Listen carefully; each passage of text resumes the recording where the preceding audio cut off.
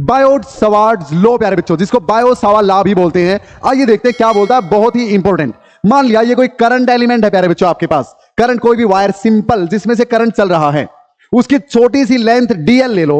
ये small current element हमने dl length का ले लिया प्यारे बच्चों, और मान लेते हैं कि इसमें करंट जो चल रहा है उसकी वैल्यू I है, I अमाउंट ऑफ करंट चल रहा है।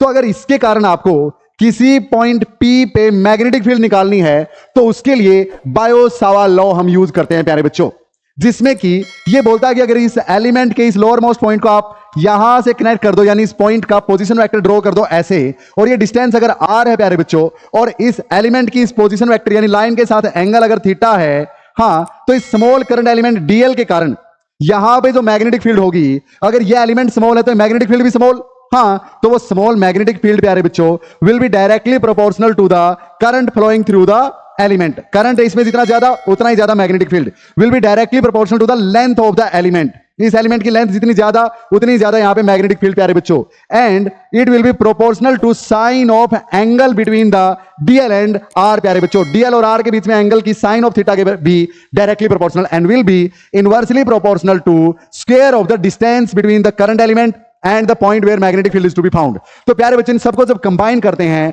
तो magnetic field will be proportional to I DL sine theta upon में आर स्क्वायर। अब ये प्रोपोर्शनलिटी का साइन हटके एक कांस्टेंट आता है जिसको म्यू नॉट ओवर 4 पाई बोलते हैं प्यारे बच्चों। ये क्या है ये जानेंगे next time. I hope Biot सावा लॉ आपको क्लियर है। DB is directly proportional to I DL sine theta by R square. जय हिंद प्यारे बच्चों, पढ़ते रहिए, बढ़ते रहिए।